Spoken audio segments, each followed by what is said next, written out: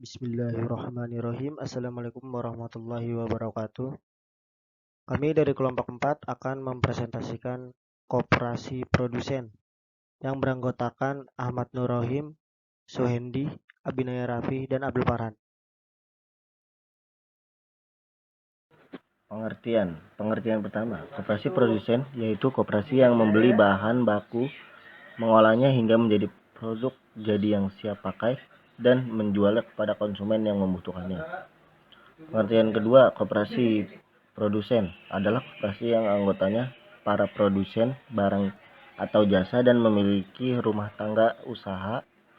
Koperasi konsumen adalah koperasi yang anggotanya para konsumen akhir atau pemakai barang atau jasa yang ditawarkan para pemasok di pasar. Contoh, koperasi produsen mie, koperasi produsen pakaian, koperasi produsen sepatu, koperasi produsen makanan ringan atau keripik, kerupuk, dan lain-lain. Ciri khas, ada proses produksi atau pengolahan bahan baku menjadi barang jadi.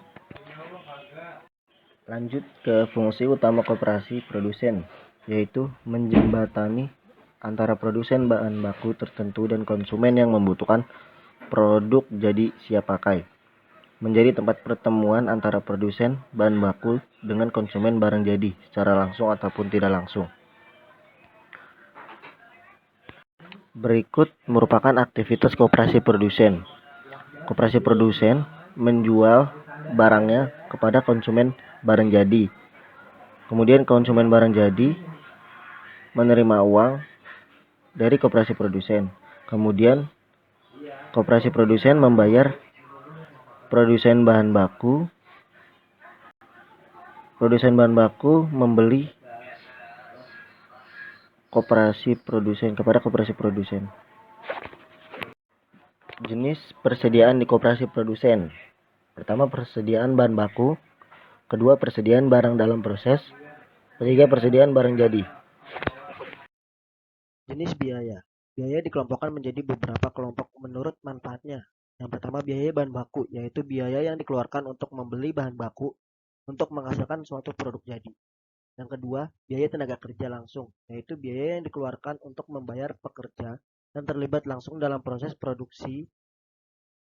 Kemudian yang ketiga, biaya overhead, yaitu berbagai biaya selain biaya bahan baku dan biaya tenaga kerja langsung, tapi dibutuhkan dalam proses produksi. Lanjut ke yang 4, yaitu biaya pemasaran, digunakan untuk menampung keseluruhan biaya yang dikeluarkan koperasi untuk mendistribusikan barang dagangannya hingga sampai ke tangan konsumen atau langganan. Yang terakhir, biaya administrasi dan umum, digunakan untuk menampung keseluruhan biaya operasi kantor. Biaya ini meliputi gaji salesman, komisi salesman, biaya iklan, dan lain-lain.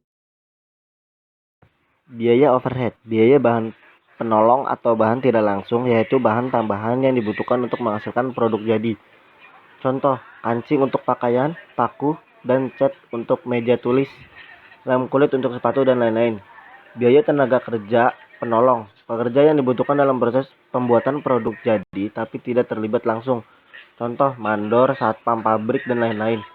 Biaya fabrikasi lain, biaya lain selain di atas. Contohnya, biaya listrik dan air pabrik, biaya telepon pabrik, penyusutan. Biaya yang dikemukakan sebelumnya dikelompokkan dalam dua kelompok besar, yaitu biaya produksi, biaya bahan baku langsung, biaya tenaga kerja langsung, biaya overhead. Kedua, biaya operasi, biaya pemasaran, biaya operasi.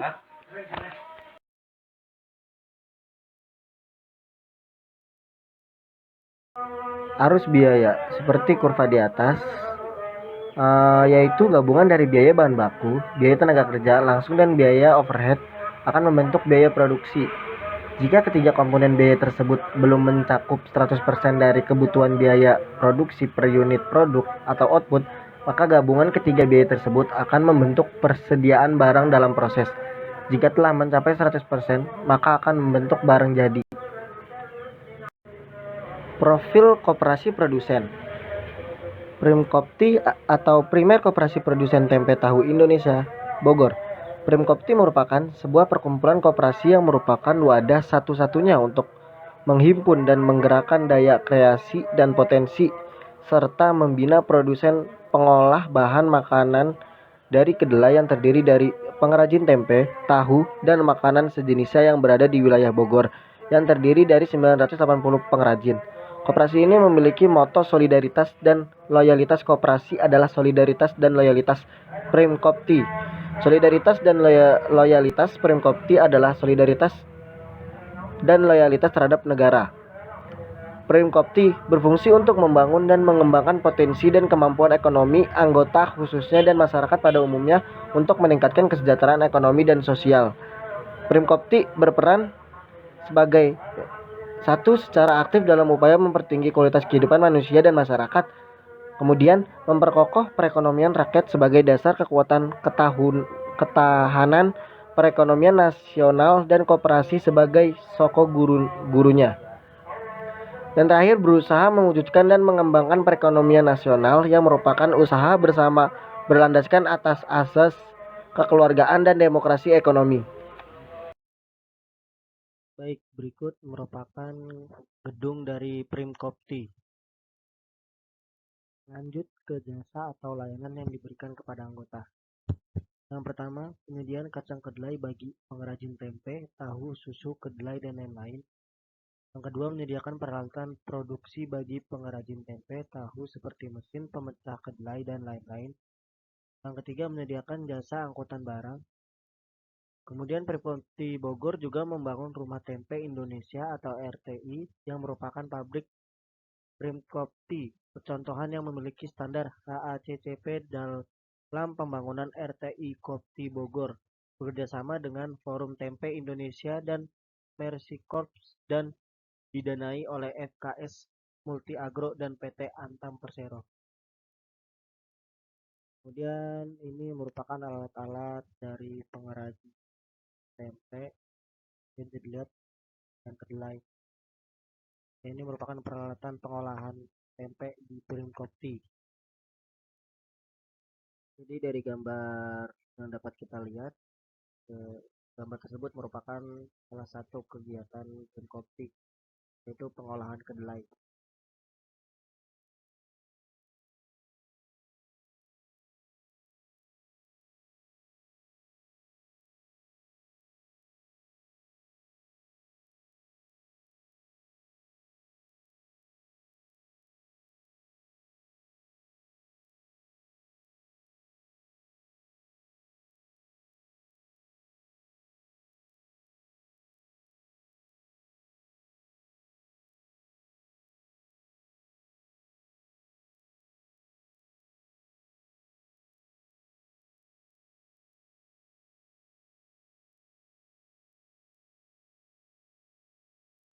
Lanjut ke laporan keuangan Primkopti. Pada tabel tersebut menunjukkan perkembangan rasio keuangan Kopti Kabupaten Bogor tahun 2010 hingga 2012. Bisa dilihat dari rasionya, likuiditas 295,64 pada tahun 2010, kemudian pada tahun 2011 yaitu 593,97, kemudian pada tahun 2012 352,22. Lanjut ke solvabilitas. Solvabilitas pada tahun 2010 mendapat 345,06, kemudian pada tahun 2011 221,09, kemudian 2012 234,84. Lanjut ke rentabilitas. Pada tahun 2010 0,55, pada tahun 2011 0,04, pada tahun 2012 0,30. Aktivitas 172,86, kemudian 242,23 pada tahun 2011, kemudian pada tahun 2012 144,60.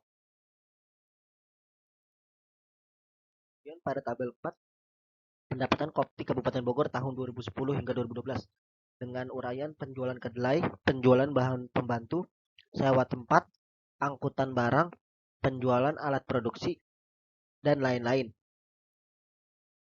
Jumlah pendapatan usaha bisa dilihat sendiri ya pada tabel.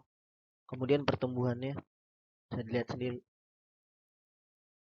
Kemudian pada tabel 5, perkembangan SHU Kopti Kabupaten Bogor tahun 2010 hingga 2012 dengan uraian pendapatan, usaha, harga pokok, penjualan, laba kotor, total biaya, nilai SHU, dan pertumbuhan. Baik, demikian presentasi dari kelompok 4. Bila ada salah-salah kata, baik disengaja maupun tidak disengaja, mohon makbul adanya. Azza wallahu yara'ana wa yaghasna walhamdulillahi rabbil alamin.